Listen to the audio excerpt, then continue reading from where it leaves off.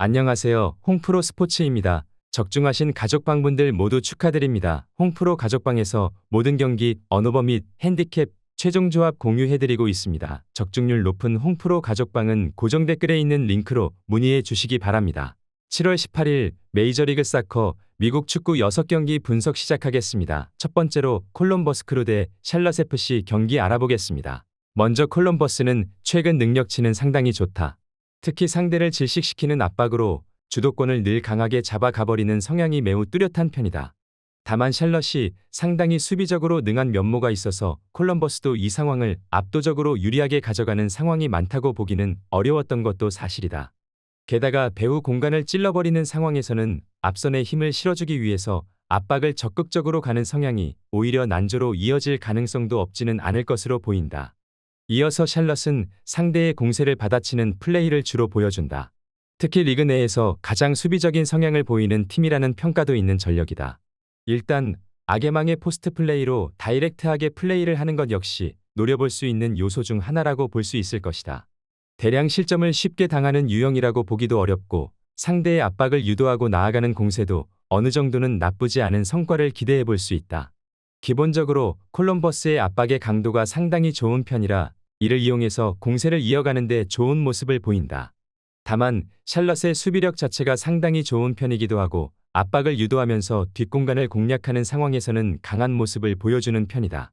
콜럼버스 크루 승리를 추천합니다. 두 번째로 뉴욕 레드불스 대 CF 몽레알 경기 알아보겠습니다. 먼저 레드불은 무패 행진이 이어지고 있다.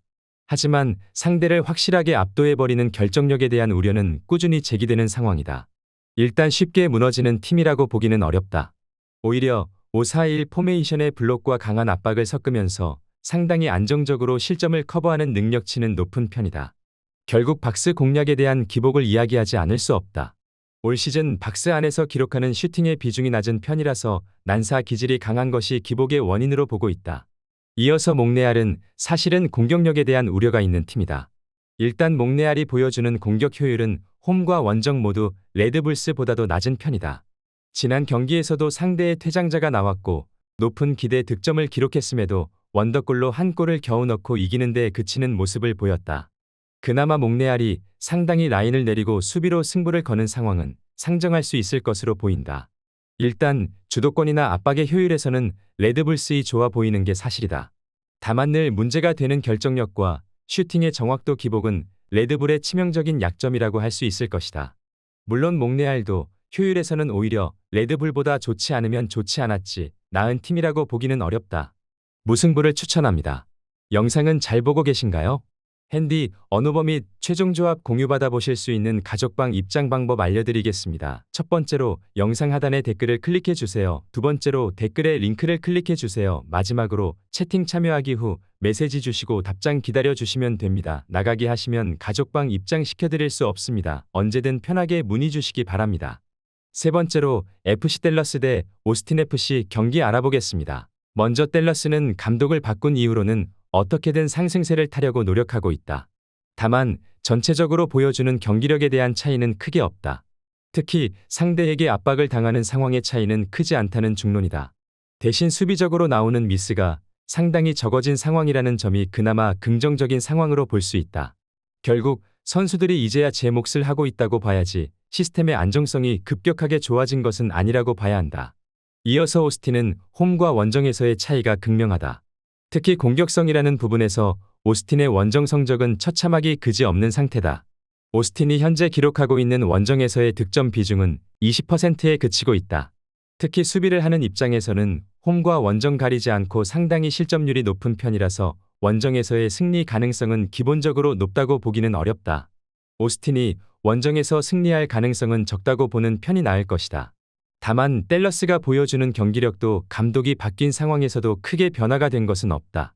특히 상대에게 압박이나 공격을 당하는 상황도 개선이 된 상태는 아니다. 공격을 당하는 상황 자체는 많을 것으로 보는 편이 좋겠다. FC 댈러스 승리를 추천합니다. 네 번째로 LA 갤럭시 대 콜로라도 래피즈 경기 알아보겠습니다. 먼저 갤럭시는 최전방 공격수에 대한 문제가 고민이다. 지공 성향을 보이면서 자신들이 주도하고 득점을 기록하는 것에 초점이 맞추어진 팀이다. 따라서 요벨리치의 부상 공백을 페인트실이 메우지 못한 것이 아쉽다. 특히 푸츠의 수비적인 기여도가 낮고 라인을 높이는 리스크를 노장들이 가득한 수비진이 잘 메우지 못할 가능성이 높다는 점에서 LA 갤럭시의 공격력 난조 가능성은 달갑지 않다. 이어서 콜로라도는 지난 경기에서는 미하일로비치의 공백을 느꼈다. 상대 3분의 1 지점에서의 패스는 압도적이었지만 정작 박스 안으로 들어간 패스는 10%를 미달하는 모습이었다. 사실 콜로라도가 상당히 경기력적으로 상대를 압박하거나 하는 능력치는 좋은 편이기는 한데 결국 창조성이 부족한 상황에서는 승리를 거두기 어려운 상태라고 볼 수 있을 것이다. 두 팀이 모두 공격진 손실이 있는 상태로 만나는 매치업이다. 이 상황에서는 두 팀이 모두 장점을 잘 보여주지는 못할 가능성이 높다. 다만 LA 갤럭시가 가지고 있는 수비적인 구조적인 문제가 있어 콜로라도도 경기력적으로 어느 정도 강점을 보여준다면 할 만한 상황이 될 것으로 본다. 물론 미하일로비치의 이탈 문제가 뼈아픈 건 사실이다. 콜로라도 승리를 추천합니다. 영상은 잘 보고 계신가요? 핸디, 언오버 및 최종 조합 공유받아 보실 수 있는 가족방 입장 방법 알려드리겠습니다. 첫 번째로 영상 하단에 댓글을 클릭해 주세요. 두 번째로 댓글에 링크를 클릭해 주세요. 마지막으로 채팅 참여하기 후 메시지 주시고 답장 기다려 주시면 됩니다. 나가기 하시면 가족방 입장 시켜드릴 수 없습니다. 언제든 편하게 문의 주시기 바랍니다. 다섯 번째로 밴쿠버 화이트 대 캔자스시티 경기 알아보겠습니다. 먼저 밴쿠버는 장점을 말하자면 굴드와 화이트가 보여주는 능력이 매우 좋다는 것이다.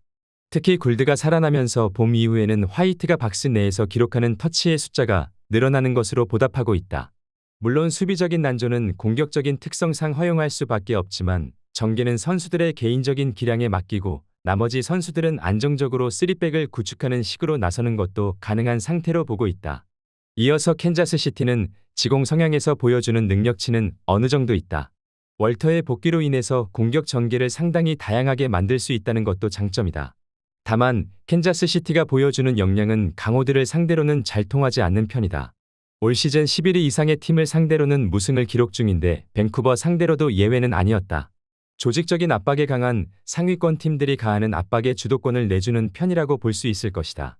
두 팀이 모두 공격적으로 나서면서 난전 상황이 일어날 가능성이 높다고 본다. 다만 캔자스시티가 강팀들의 압박에는 맥을 추지 못하는 편이기도 하고 밴쿠버의 공격 듀오는 봄 이후로 보여주는 호흡이 매우 강력한 모습이다. 점수 차이가 크지는 않을 것으로 보고 있기는 한데 그래도 유리한 쪽은 밴쿠버라고 본다. 밴쿠버 화이트 승리를 추천합니다. 여섯 번째로 로스앤젤레스 FC 대 레알 솔트레이크 경기 알아보겠습니다. 먼저 로스앤젤레스는 강호들을 만났을 때에는 기복이 있다.